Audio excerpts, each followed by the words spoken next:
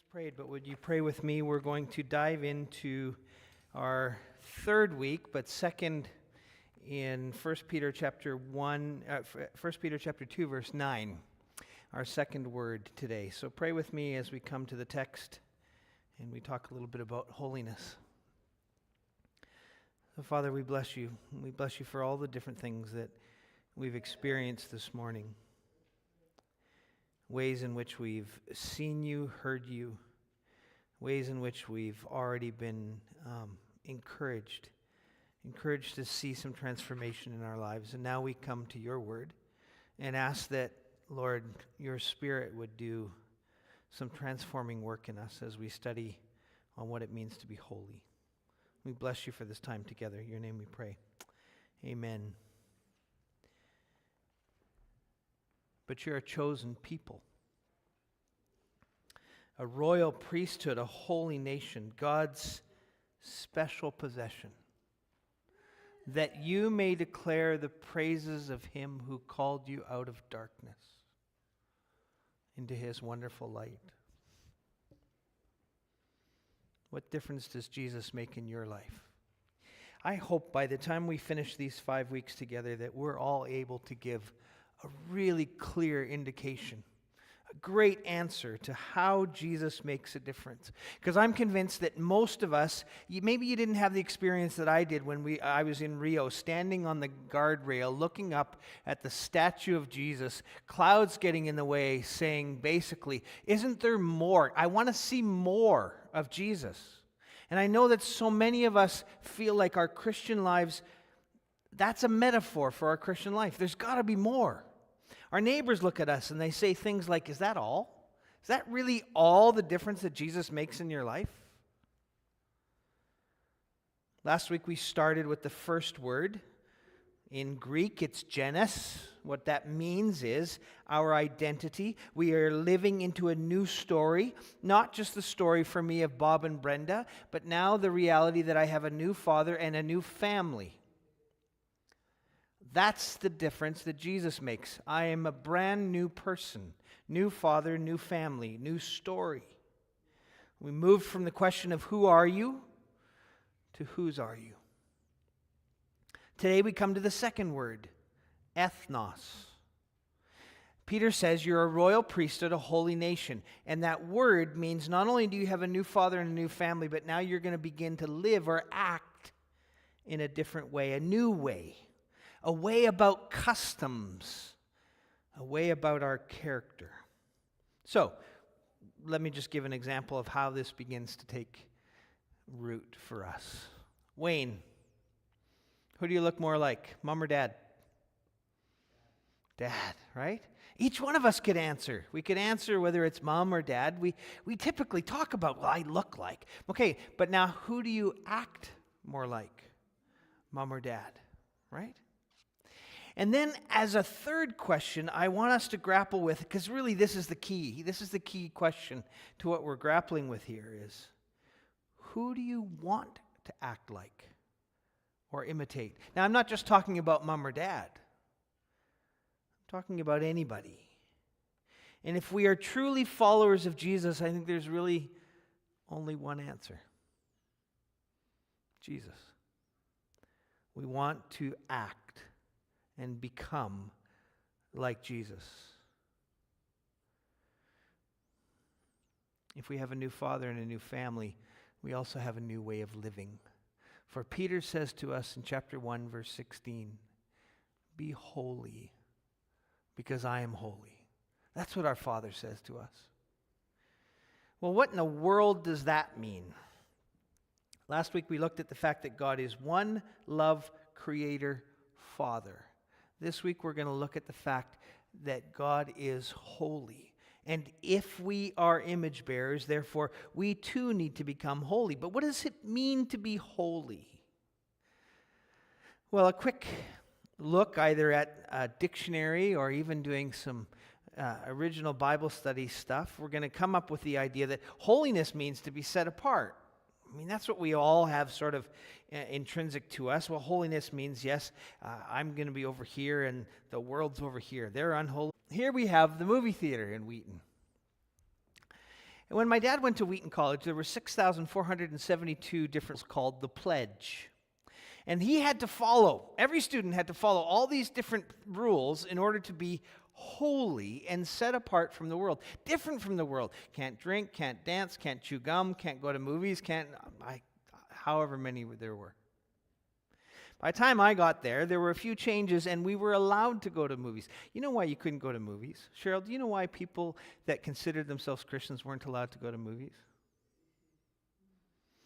They were unholy. You were going to see bad things. You were going to hear bad words. You were going to get maybe bad thoughts that would come because you were going to movies, because they were secular. They were part of an unholy world. But by the time I got there in the 80s, the pledge had changed. There were a lot less rules. We could now go to movies.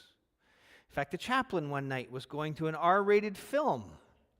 How do I know? I was going to the same film. See, we've had this idea that somehow holiness equals this set apart, that we have to be so different and can't hang out with the world. But what I want to do is describe it a little differently from Scripture. It not just means set apart, but when we begin to describe it, we might describe it by talking about God's name. If you remember in Genesis, God described himself to his people as El Shaddai, the great and almighty one. By the time we get to Exodus, there's God meeting Moses at the burning bush, and he says, I want you to know me as I am, or Yahweh. And when you do a discovery of what that word means, the name Yahweh, all the way through the book of Exodus, you come up with these three things. It means I am a God who redeems. I am a God who redeems and leads to life. And I am a God who redeems, leads to life for the sake of the world. There were other things that sort of described holiness in the Old Testament. The Ark of the Covenant. You remember the story when two guys are carrying it on a cart. And it falls, it slips. It's about to fall to the ground and they grab it. And what happens to them? They die. Why? Because it was holy. God's presence was there.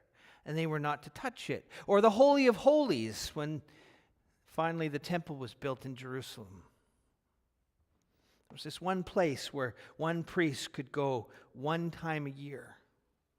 And if you know the story, you know that they would tie a rope onto the priest's ankle, a bell around his neck, so that when he went in there, if he saw a vision, if he heard something, if somehow he fainted or even died, he would fall over and the bell would ring and they would be able to pull him out by his ankle. Because nobody else could go in there. There was such a holy place. We recognize people that experience God's holiness. Moses, when he comes to the burning bush, take off your shoes for you're standing on holy ground. Isaiah, when he gets this vision.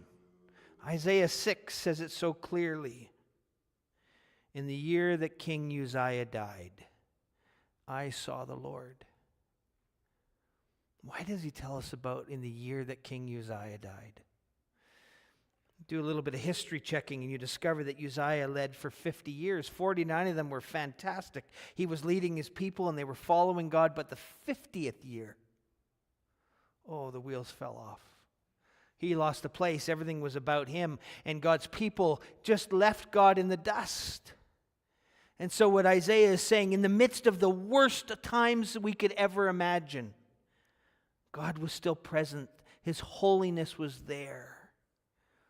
John talks about it in the book of Revelation when he says, holy, holy, holy, like we sang this morning. Now I want to give you a better definition. Holiness does not mean set apart so that we're away from. Holiness, if rightly understood by God's name and by God's description, holiness begins to make sense when we understand it as set apart for the sake of entering back in. Holiness must never mean to us set apart for the sake of being apart. There's no better way to understand God's holiness than to look at God's demonstration. God's demonstration of holiness is that he sent Jesus. If you want to know what God's holiness is or looks like, no better place than to look at the Son. My friend Alan Hirsch says it this way: it's not just that Jesus looks like the Father, but the Father looks like the Son. So if you want to know how to be holy, pay attention to the life of Jesus. And I want to give you 3 things about Jesus that I think help us and are applicable to the way we live here. Jesus was in the world. His holiness meant not that he stayed separated, but he came into the world. We see all kinds of examples of this in the Gospel of John. John chapter 1, verse 9 and 14, he moved into the neighborhood. The true light was coming into the world. John chapter 3, verse 16 and 17, God sent his only Son. He sent his word. He wanted to speak to the world. So he sent his Son not to condemn the world, but to save the world. John chapter 10, verse 36, we see Jesus talking to the Pharisees. And the Pharisees are basically saying to him, why don't you just really tell us who you are? And in verse 36, Jesus answers, about the one whom the Father set apart, there's that holiness, as his very own and sent into the world. Friends, holiness does not mean set apart to stay apart. It means set apart to enter back in. And Jesus was the demonstration of holiness. Ben, you're coming to my house for an omelet. I got 12 eggs. We better have another guy because 6 eggs each, that's a lot. I crack 11 of them, all good. I got the bacon and the ham and the cheese and the green peppers. It's all ready to go. And then I get to the 12th egg and I crack it. It's a bad egg. I'm just like, it's just one, right? So I'm going to mix it all in anyways. 11 good ones, 1 bad one. Who could tell? Do you want to eat it? No chance. See, we for so long have had this crazy idea. We've been taught this. That one sin makes holiness unholy. We used to learn to share our faith in that way, to say, you know, there's one sin, so therefore you're separated. And what we misunderstood, we thought that unholiness mixed with holiness equals unholiness. Instead of understanding that what God was saying is, my holiness entering back into unholiness makes unholy holy. Say that 5 times fast. It's not that unholiness makes holy unholy. It's that holiness makes unholiness holy. Jesus entered in to the world. But not only did he enter in, he is for the world. Oh, do you remember the scene in Luke chapter 4? Jesus opens the scrolls and he begins to read from the book of Isaiah, and he begins to talk about the mission that he's been sent on. I came for this purpose. I came so that the blind may have sight, the prisoners may be set free, and on and on and on. Jesus was declaring his mission. He was for the world. Not only was he in the world, but for the world. Paul says it in 1 Timothy chapter 1. Jesus came for sinners, not just saints. One of my favorite stories has to do with Howard Stern. Some of you have heard me tell the story. One church in Ohio I had visited with a number of pastors. They did a series called What Would Jesus Say To? And then fill in the blank. And one Monday morning, the guy that's keen and eager and doing the big sign out on the highway, come to our church next Sunday and hear Pastor so-and-so preach on what would Jesus say to Howard Stern. Gets it up there by 7 o'clock on Monday morning. Thousands of cars driving by this sign. What do you think is going to happen? Within 15, 20 minutes, somebody's calling the Howard Stern Show in New York. Hey, do you know what this church in Ohio is doing? It's talking about you. What do you think Howard Stern's going to do? Picks up the phone, calls the church in Ohio. I hear you doing a sermon on what would Jesus say to me. Let's have a conversation. They arrange it for Thursday. The pastor gets the whole church praying. If you know anything about Howard Stern and his radio show, you would know that it's one of the most foul-mouthed, sexually driven shows around. Howard gets on there and he does his 5-minute little monologue, his little shtick at the beginning, making fun of the church, making fun of the pastor, and then he says, "All right, pastor, what would Jesus say to me?"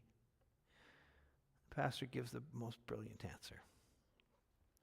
"Howard, Jesus would say he's for you." Howard didn't know how to respond. And it opened up the opportunity for a conversation. And apparently Howard Stern plays this show every year. He repeats it, plays it again and again and again because it was so powerful. Friends, Jesus is in the world and for the world. But Jesus is also with the world. We know the story of Jesus with the woman at the well. No other man would have done that, but Jesus went to be with her, to be present to her. We know the name for Jesus, God with us, Emmanuel. We know the reputation of Jesus. He was a friend of sinners. He was a glutton and a drunkard. Why? Because he hung out with, he had table fellowship with the likes of the prostitutes and tax collectors. Holiness equals the fact that Jesus demonstrated that God is in, for, and with the world around. So what about us? Let's do in a couple minutes just some clues as to what that might look like for us. Because if we're supposed to be like our Father, holy because He is holy, bearing witness to who He is, what does it look like for us to have 3 postures of being in, for, and with? First, like Jesus, we're in the world, but we're not of it. It's very different. Our identity is rooted in Him. We have a new father, a new family, but our character is that we are in, but not of. Jesus moved into the neighborhood. Why? So He could be present. 31 years ago, did the homework, moved into this neighborhood. What happened? Did a whole bunch of scouting of other churches around, asked them where their people lived. 20, 30-minute drive away. No one lived in the neighborhood. Now, I think that's changed. But those years ago, nobody lived in the neighborhood, and we knew full well that what was important to us is that we would be in and present. How can we be present to what God is doing if we're not here? A number of years ago, I joined Shelley, going to night shift one night. Shelley loved being at night shift in Surrey. And, oh, by the way, it's her birthday today. She's not here, so I can tell you all that. She played tennis, you know that. She gets given by tennis companies very expensive rackets, but one day I'm going by the car that she drives, and there's this old wooden racket in the car. I'm thinking, where in the world is that from? I end up going to night shift with her that night. I was kind of feeling like, I need to go do a good deed. I need to go there and sort of take the presence of Jesus there. I get talking to this guy, and he says to me, I don't really need to be here. I said, no skin off my nose. Why are you telling me? He says, well, I just need you to know. I don't really need to be here. I can get a job. I can have a place to live if I want. And, all these people here, they need some help, but I don't really need help. I said, oh, okay, good. I said, why do you come then? He goes, because something's happening here. I said, oh, like what? I thought I'd play along for a little bit. So he points to Shelley. He has no idea that it's my wife. He says, like that lady over there. Look at her. I said, okay. I thought this should be good. Let's see what he's going to say. I hope he's careful. He said, like I watched her the other day. It was cold, and she took her jacket off and gave it to a woman who didn't have a jacket but needed to sleep outside at night. He says, something's up with her. Something's up with a whole bunch of people that are here, and I just need to be amongst these people. It's one of those moments when God tapped me on the shoulder and he said, you didn't bring me here. I was already here. You just had to come and find out that I was present already. So I said to the guy, what are you going to do? He says, well, I tell you what I did. He said, I was so touched by what she did giving that jacket that I saved up as much money as I could, and I went to the pawn shop and I bought her a tennis racket because of the fact that she loves tennis. She only gets $300 rackets. This wooden racket was probably $10. What do you think was more valuable? We need to be present in the place where God has sent us, to pay attention to the fact that He is in the world. We also need to be for. We don't have to agree with people, but we need to be for people. God is for every one of us, so therefore, that's our task, to join Him in being for the neighborhood. Doesn't mean we have to agree. We just have to be on their side. A friend of mine talks about the word ecclesia, big fancy word, sorry for that. It means church. Well, kind of does. Early Christians stole it from the Romans, who were talking about this sense of, it was a city sort of political group of people. But here was the key to the word and why the church took that word. It was meant for those who added value for the people of that place. In other words, the church understood that their call was not only to be present in, but they were to be for, adding value to the place. Kind of like the word shalom, peace, or flourishing, or how about this for a phrase that's beginning to get some traction? We need to be for the common good.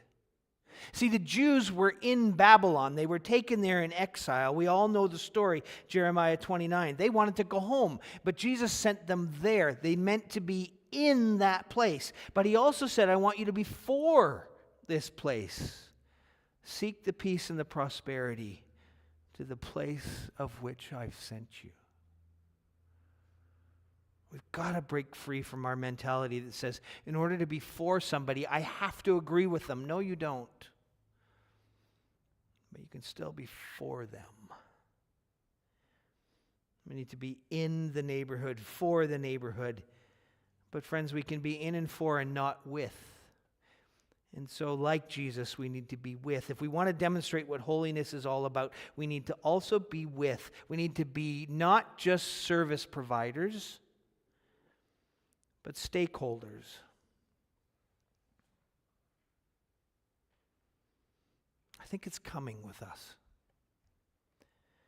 I think we're getting better again, but we have a ways to go.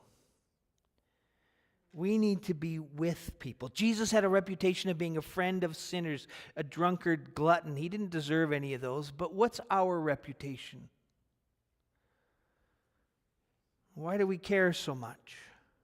Why do we care what people think about us? Instead, why don't we have relationships with people where, yeah, I'm with them, even if the them tarnishes my relationship?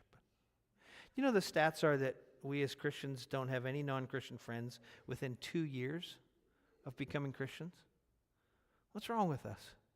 Something's drastically wrong. And maybe it's the definition of holiness, set apart so that we're out there and not together. No, we're set apart to enter back in, to be for and to be with. We need to see people through Genesis 3 lenses, Genesis 1 lens instead of Genesis 3 lenses. Created in the image of God instead of sinners. Well, we have more next week. We're going to start talking about the purpose or vocation. We have a new family, a new father, and we have a new way of living. We're to be holy, but holiness doesn't mean apart from the world. Holiness means set apart so that we might enter in. Bow for a word of prayer with me before Craig comes and leads us in communion.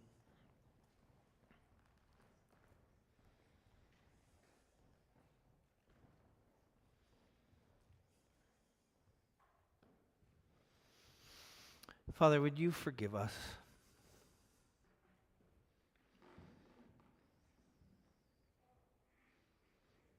There are these moments when we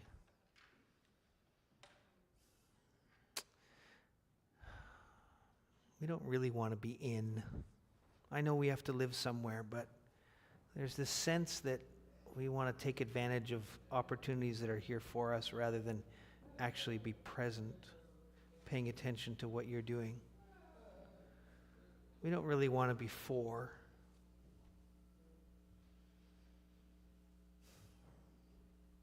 It's inconvenient, it's uncomfortable, tarnishes our reputation.